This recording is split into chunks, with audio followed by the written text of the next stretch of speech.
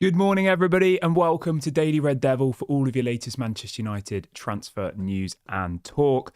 Before we get into today's show, I have a really, really important question to ask you, and it's about the new stadium. Obviously, we will be talking about that in detail on today's video, but I want to know your thoughts. Are you happy that Manchester United will be knocking down Old Trafford and building a new 100,000 capacity stadium? Let me know your thoughts in the comment section below. I'll read through all the comments, have your say. Really interested to see what everyone is feeling this morning. Be sure to drop a like and subscribe as well if this is your first time watching. Okay, I want to start off by talking about the stadium because I think that is probably the most important topic at the moment in our fan base. Manchester United held a press conference yesterday. Jim Ratcliffe was there, other members of INEOS were there, and other members of the Manchester United New Stadium Committee. Now, how does everybody feel about this? Get in your comment section now. How do you feel about this new stadium idea? I had quite a busy day yesterday, so I didn't really take it all in yesterday. I was busy from the moment I woke up to the moment I went to bed. I had no time to kind of look at football and things like that. So this morning was when I really started doing my research, watching all the videos, reading the interviews, seeing what the response has been like on social media. And me personally, I was just making breakfast just now, and I had this weird feeling.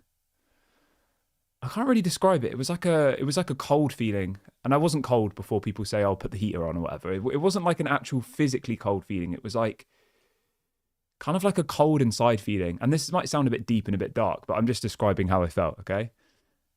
I was listening to the interview the press conference video. I assume everyone's seen it. The press conference video. It's hosted by Johnny Evans' wife, who is part of MUTV, and Jim Ratcliffe was there and other people were there. And it's effectively the moment when they announced the new stadium. And it made me feel quite sad very sad that Old Trafford's going. And the first thought that I had when I woke up this morning, I went downstairs and I said, I need to make sure that I take...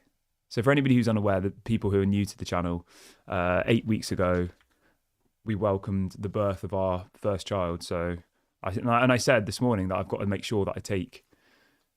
He's only 8 weeks old, but I have to take him to Old Trafford before it gets destroyed, because I'm not a season ticket holder, but I have been to Old Trafford lots of times. I remember going there as a kid, being taken there as a child, and then going all through my teenage years, my adult years, and more recently going a lot more now that I've got more disposable income to kind of go more often. And it is such a special place. I know at the moment the mood is horrible, and the fans are turning on the players, and people are saying the atmosphere in the stadium's not great and all the rest of it. But when it's at its best, there's nothing like Old Trafford. And I have one really fond memory that I keep going back to. So I went to the first game after lockdown ended, and it was when Man United played Leeds. I think it was either 4 or 5-1, and I remember Paul Pogba got, I think it was 4 assists in that game. And it was the first game back at Old Trafford since lockdown restrictions had been eased.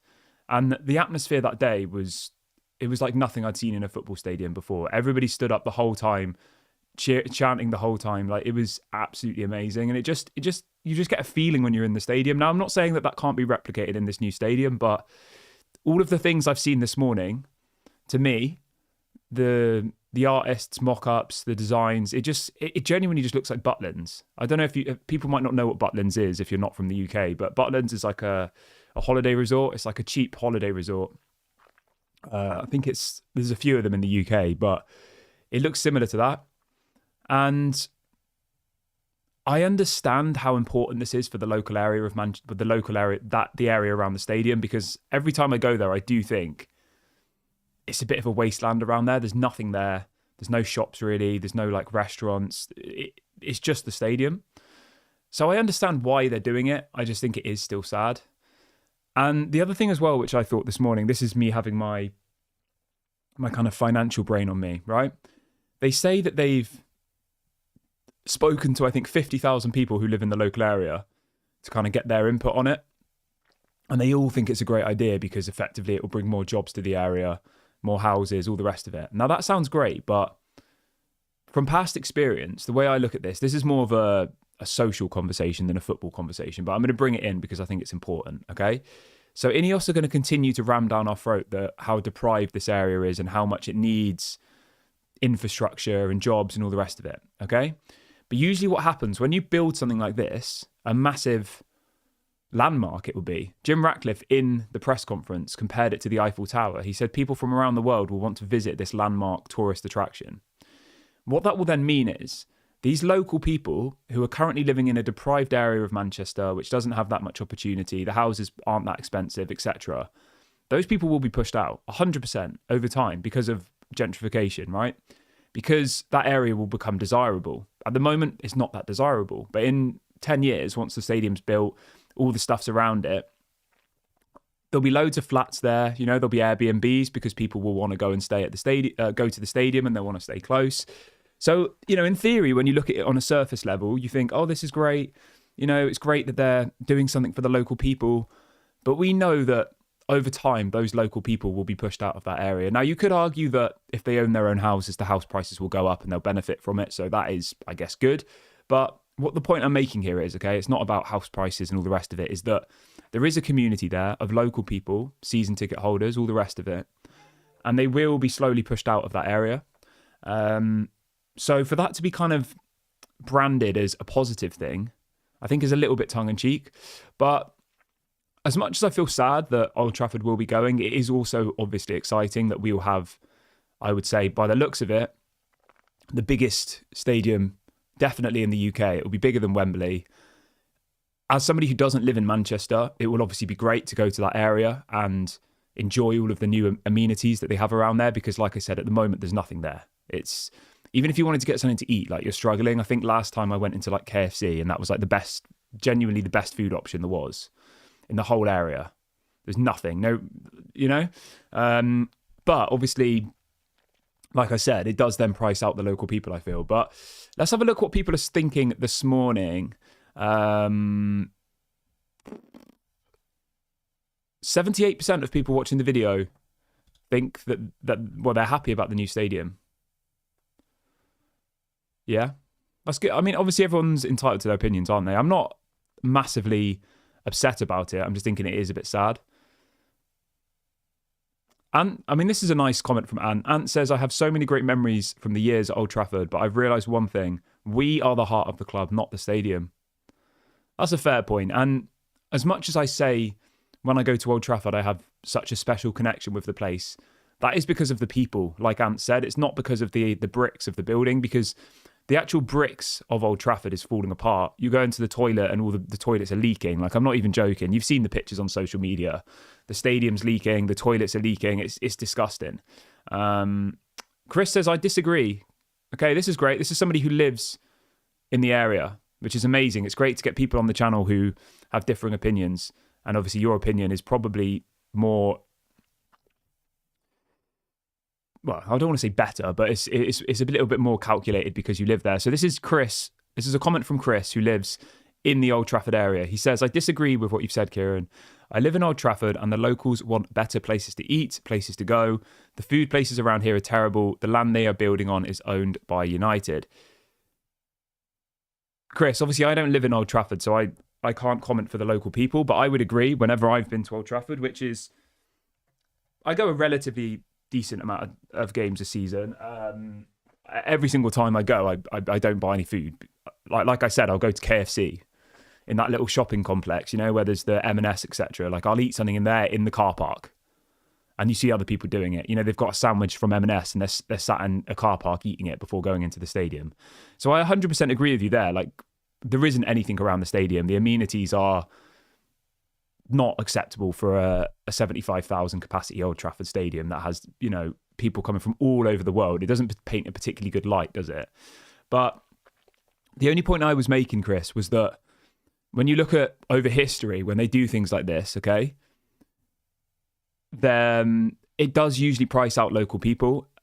I mean, it might not happen, but obviously if you put more expensive shops in there, you know, you start putting designer shops in, you start putting in 5-star hotels, you start putting in Michelin star restaurants, you put in luxury flats, then the local people who are like, oh, I want nicer restaurants and stuff, are then looking around saying, oh, it's just like Michelin star restaurants. Do you know what I mean? Like that's my fear towards this. But hopefully with the government being involved in it, hopefully, and obviously it's a Labour government as well. This isn't obviously a politics show, but you'd think that a Labour government would make it so there is lots and lots of affordable houses, lots and lots of affordable restaurants and shops and things. It's not just, doesn't just become like a high-end mini city in Manchester that's just full of 5-star hotels and really expensive restaurants. And then, you know, the local people who are from that area are then looking around saying like, this isn't me, this isn't what I want, you know? But I'm hoping and praying that they get this right, because if they get it right, it could be good. But you know what I'm saying here. That was my only kind of feeling. But I do like Ant's comment a lot, that he said that, you know, it's about the people, not about the building. So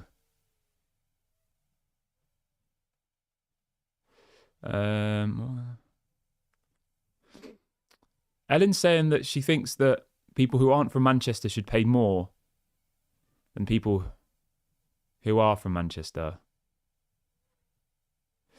Chris is coming back in as well. He says that KFC is shocking, with a laughing emoji. I know, literally, every time I go, my 2 spots are either the KFC or the M&S, and I sit in the car park, which is mad, isn't it? I remember being stood in the car park in the rain before, and then like eating a sandwich.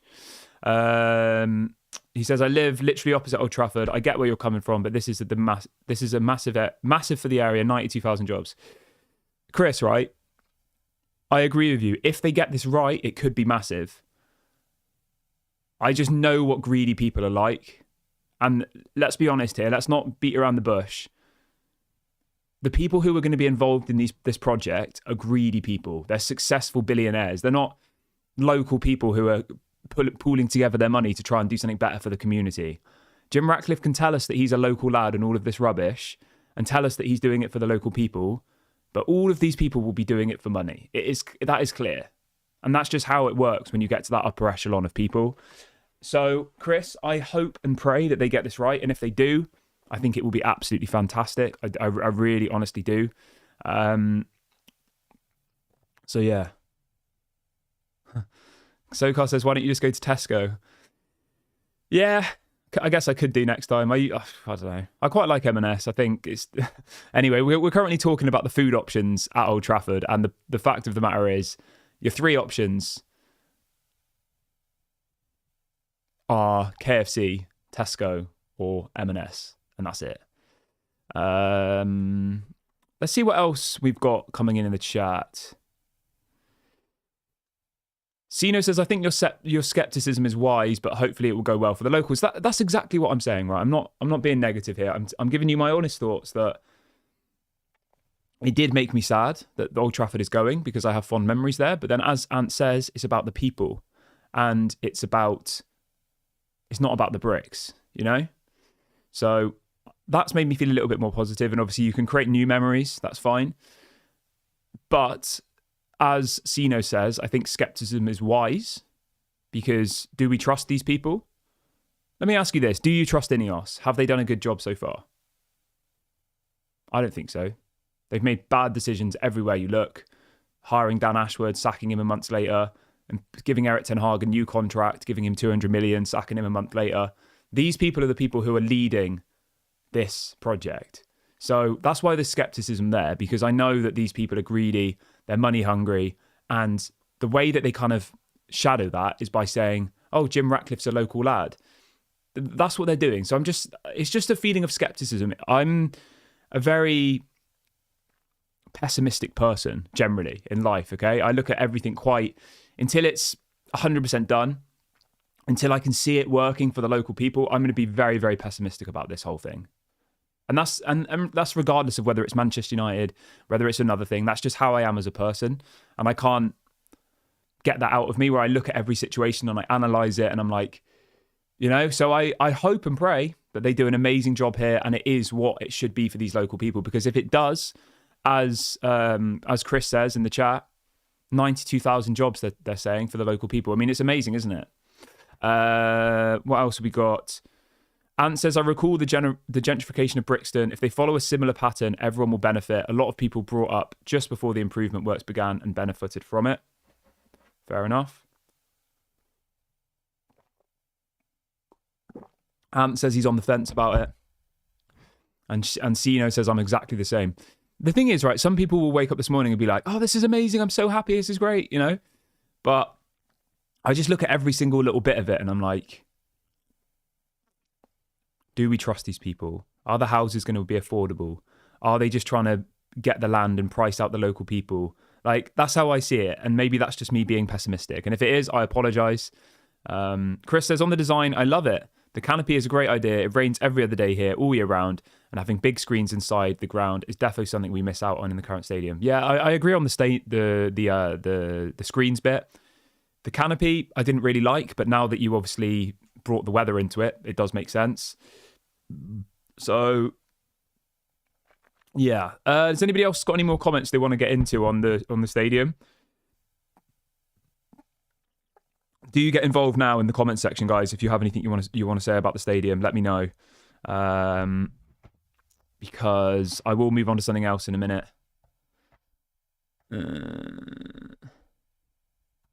I'd be very interested to know as well. I know Jim Ratcliffe has said in his press conference that they estimate that it will make £7 billion a season for the local area, which is mad. Ant says, my worry isn't the regeneration or the new stadium, it's the financial impact it will have on the club. Best stadium in the world, but we might be in the championship. Yeah. That's a really good question. I saw a story yesterday that apparently INEOS are going to own the stadium. Let me see. Who is going to... I saw somebody saying that apparently INEOS are going to pay for it.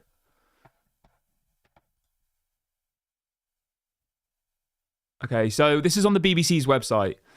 So it says the club have not yet clarified how the stadium will be financed. There are several options on the table, such as loans, private investment, or investment from Jim Ratcliffe. However, the proposal to build a new $2 billion stadium runs alongside the cost-cutting. All right, that's all just rubbish after that. I mean, if I was Jim Ratcliffe, I would use my own money. I mean, what's Jim Ratcliffe's personal net wealth? Let's have a look. Jim Ratcliffe's net worth is $16 billion. Sorry, that was a few years ago. As of 2024, his net worth is $30 billion. Jim Ratcliffe. I think that's his personal net worth. So what's INEOS's net worth? INEOS's net worth is...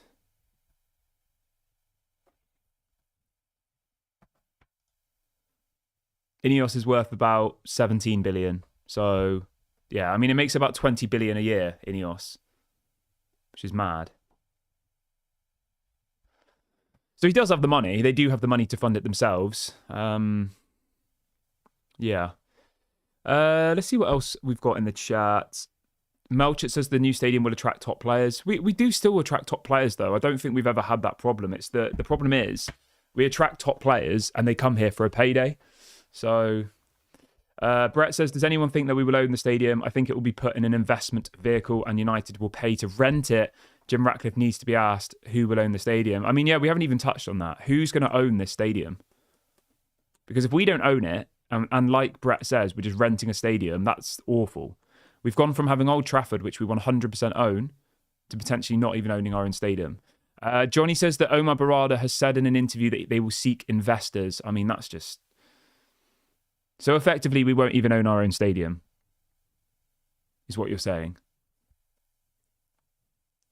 Unless, of course, by investors, they mean a company like Snapdragon, who's one of our sponsors, come along and say, you know what, we'll give you 1 billion, but we want it to be called the Snapdragon Arena. How would people feel about that? I'm looking at Snapdragon. Their net worth is $170 billion as of the 12th of March, which is mental. How does everyone feel about that? Because realistically, I don't want the stadium to be owned by someone else. I don't care whether it's got Snapdragon's logo on it and all the rest of it, because it's not Old Trafford anymore. It doesn't matter, really. It's a new stadium. So if we can get, $1 billion, say, to have the Snapdragon logo plastered on the side of it and it be called the Snapdragon Arena, then so be it. As long as that means we then own it.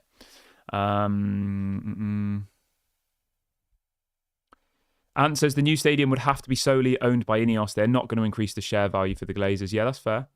CBK says, do you think we'll fill 100,000 people? I mean, it's a good question because at the moment, you can get tickets for, like, if you wanted to go to a game this weekend, who do we play this weekend? I've literally completely lost track of like Premier League fixtures at the moment. It's just so irrelevant, isn't it, in the grand scheme of things?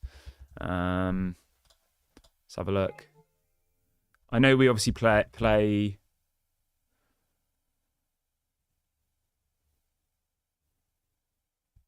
I know we obviously play. We've got the Europa League tomorrow, don't we? Who are we playing this weekend? Leicester. The point I was making, like, I remember for the Arsenal game, you could still get tickets like a day before. There was a fair amount of tickets, and they weren't even expensive ones.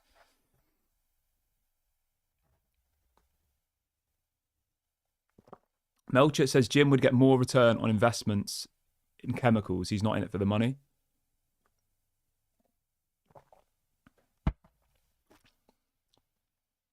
What's he in it for then? To be fair, I do somewhat agree. I think Jim has always just been in it for his own personal ego and to be known as the man who created the new Old Trafford, I think. So, Sokar says United have got about 50 to 60,000 people as ticket holders already, season ticket holders, and there's 20 to 30k on the waiting list. So, yeah. Fair enough. What else we got?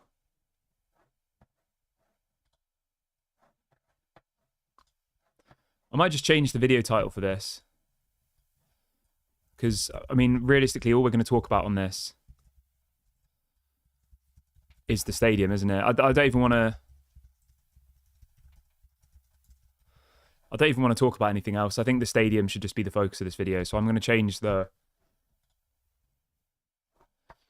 I'm going to change the video title, and we'll just focus this show on the stadium. I think that's a little bit better. I don't really want to talk about transfers that are probably not going to happen. You know, let's be honest.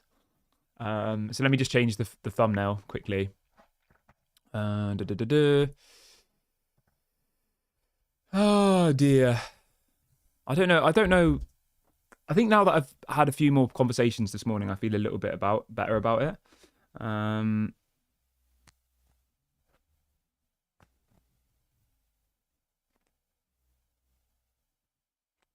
So, yeah, I'll change the thumbnail afterwards. Ant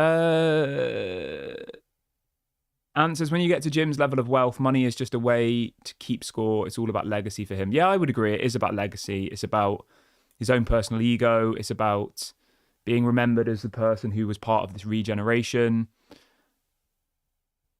Chris says, this is exciting. We have something to look forward to. Let's get behind it and be excited. Fair enough. I think in the big picture, that's 100% correct, yeah? I agree with you, definitely. It's exciting. It puts us as the biggest stadium in the UK. It, as you said, creates 92,000 jobs for the local people. It's obviously sad, but at the same time, Old Trafford is an absolute crumbling mess. So it's not like we have something beautiful and we're destroying it. It's already been destroyed by the Glazers. It could still be the best stadium in England, Old Trafford, easily.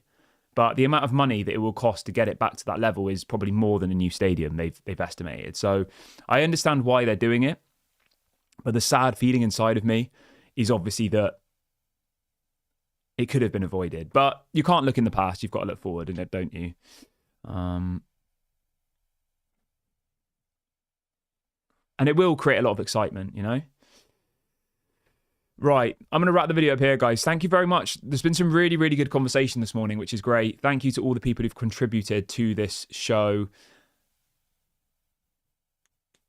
If you do have any more thoughts on the new stadium, let me know in the comments section. 75% of people watching today's video are excited about the new stadium and 25% aren't. So, I mean, it's only a small pool of people, but more people do seem excited. Tony says, what's the point of a new stadium when the performances on the pitch are poor? Well, Old Trafford's falling down, mate. It's literally in the gutter. It's been in the gutter for a long time. So the point of the new stadium is that we currently have a place where we play football that isn't fit for purpose. It's not safe. And we need to do something about it. And they've come to the conclusion that doing something new is more cost effective than trying to fix the old thing. So that's why we need a new stadium. It has nothing to do with poor performances on the pitch. It's not like we're trying to get a bigger stadium. You know, that's not quite the purpose here. Melchett says nothing on Osimhen. I want to just keep this one as strictly about the stadium, I think. But the Osimhen thing, there's just a story coming out from an Italian journalist saying that apparently United are going to offer Rasmus to Napoli and vice versa. So whether that happens, obviously, remains to be seen. But the fact of the matter is, there is a new stadium coming. So thank you very much. Have a good day, everybody. Don't forget to drop a like, leave a comment, subscribe. I'll speak to you all later. Bye for now.